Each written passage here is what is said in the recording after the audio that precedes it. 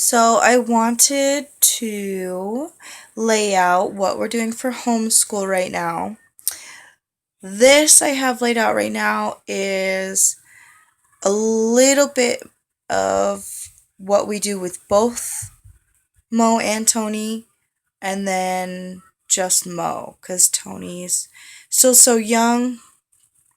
His schooling's just the basics still, shapes, colors, and introducing letters and counting. So there's not a whole lot we have for him school wise right now. So okay, so we do a few things. Um, we used to do 2 hours, 2 to 3 hours in the mornings. And that started getting a little overwhelming, I guess, for both me and Mo.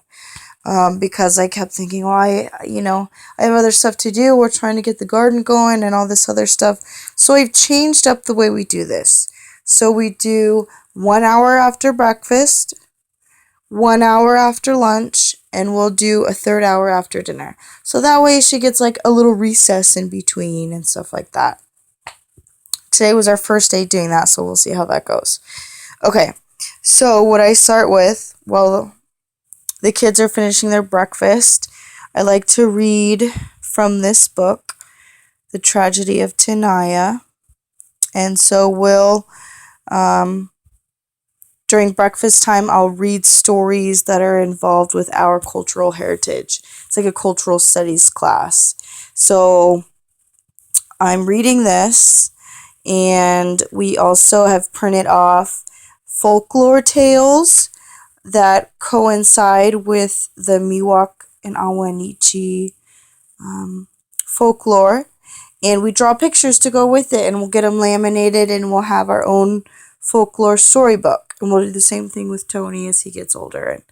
And then we also have another project idea for putting together a little fairy garden style village.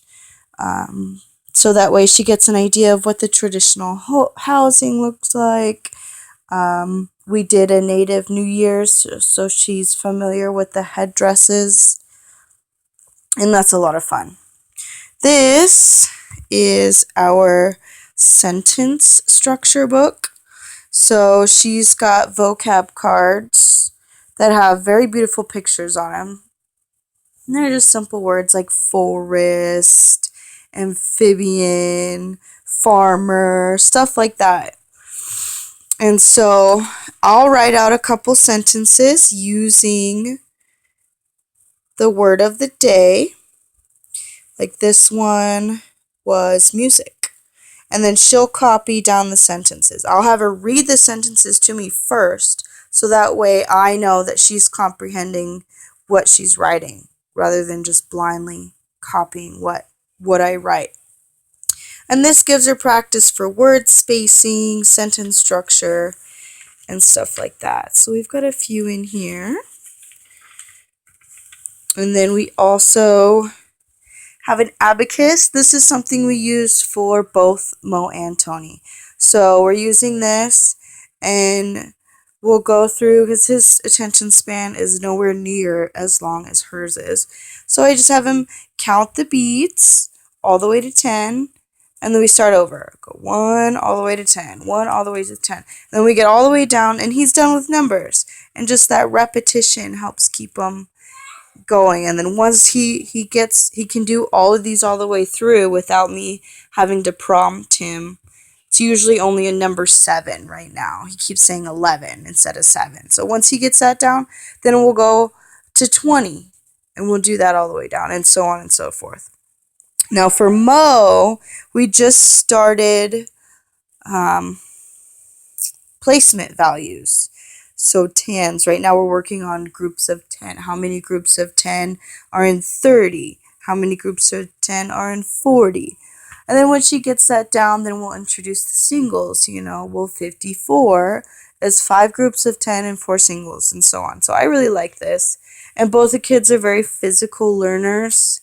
So it's nice if there's if there's a way we can make it hands-on, it makes it more interesting for them and less stressful for me and Izzy trying to get them to focus.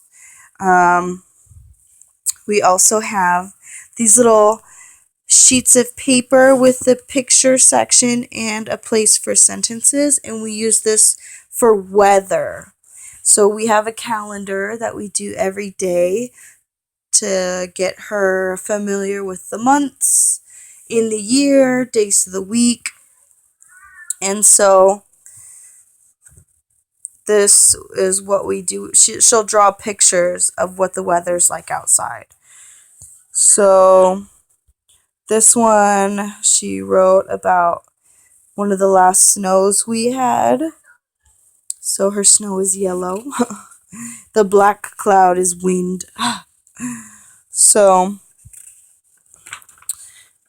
that's something we do every day. And again, I'll write the sentences out. She'll read it to me and then she'll write it, just to make sure there's comprehension. And this is what I like about the picture ones too. She has to draw a picture that corresponds with whatever she wrote. It can't just be like a random picture. It's got to have something to do with what she wrote. This is the phonics program, Explode the Code. We're on book 2. When I bought the program, I bought all 8 books plus the teacher's guide, and it came out to I think it was like $130, which was a little pricey, but I thought we'll get really good use out of it. We go to the library and make copies of the bookwork, so that way I can use it for Tony.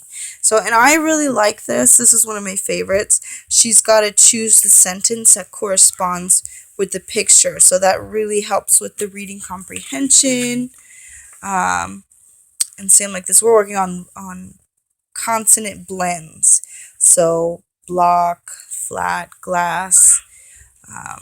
Another one is she's got to choose the blend that corresponds with the picture. And I like that too, because she's really got to sit there and think and listen to the sounds and then make her decision. So I really, really like this program so far. We did get the precursors, get ready for the code, get set for the code. So that is an additional 3 books before you start these. And she already knew all her, she knew all her letters and the sounds, but I thought it would be a good review and a good way to get her introduced to this program. That's something else we do. This is her geography. It's just a state puzzle, and she's pretty familiar with what states go where and what the states' names are. As soon as she gets better at reading, we will also have her do the capitals.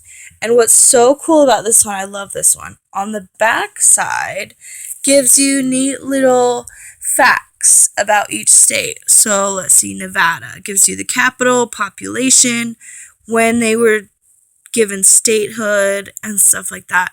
So we might even add little quizzes like this to it, which is cool. This here is something we also use for both the kids. Critical thinking. I love these things. This is a great way to introduce new shapes for Tony. Not so much the critical thinking, but for Mo, definitely. It comes with, if I can grab them, with flashcards, and each flashcard has 2 sides. So, for instance, this one says, rearrange the blocks as if you turn the structure counterclockwise 90 degrees. So it's a way to introduce all these other terms, and kind of builds into, I guess you could call it math for reading a clock. What's clockwise? What's 90 degrees? And just it really makes them think outside the box. But I love it, and it's a fun one. Again, another way to be hands-on in learning. If they think it's a game, they're not gonna argue. And then one thing, that's pretty much I guess the rigorous side of their school. And then something else we like to do is books, because the kids love having stories read to them. And so, to sneak in a little more education without them really knowing, we get books like this. Here's one about body parts, and it's got great pictures that shows them a skeletal structure, how all the different body parts work. We got one on volcanoes. That was a big hit, and it was so funny because I read this one to Mo, and a few weeks later she sat down and she was able to tell me all about volcanoes. They retain so much information. It's awesome. So this is one of my favorite ways to do it. It's just read stories, read stories. We have sharks, tornadoes and storms, planets. The planet one is really nice. I like that one. And then World Atlas. I really like this one. This one is one of our newer ones. It just kind of tells them about the different types of terrain all over the world, flags. So that's very neat. And we also just picked up a National Geographic's animal encyclopedia, which is a huge hit with the kids too. So any way we can squeeze in a little more education. And this is really fun because it's easy to see what really interests them this way. So if they have a favorite book that's like this, that has all these different types of educational features to it, you can take that and run with it. And you see, oh, she's really interested in volcanoes. Let's do other stuff with volcanoes. We did the baking soda volcano. That was a huge hit. And things like that. So that's where we are right now.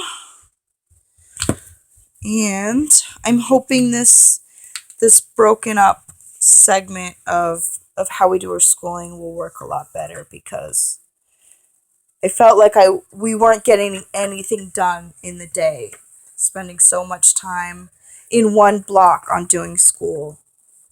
So hopefully this way she'll be refreshed between lessons and more willing to dive into it and get it done. So there we are. Don't have any plans to change the subjects anytime soon. We go at their pace. Like I said, it's an hour in the morning, so whatever we can get done in that hour, that first hour, we'll do that. And then whatever we can get done in the next hour, we do that. So depending on if a lesson is a little more difficult than one was the day before, is going to determine how much work we do. So, and then we also do the mornings I work, Izzy takes over and does Spanish, because I don't even know where to start with that. So, yeah, so far so good. We're getting better. When we started, it was very hard for me, but we're getting better.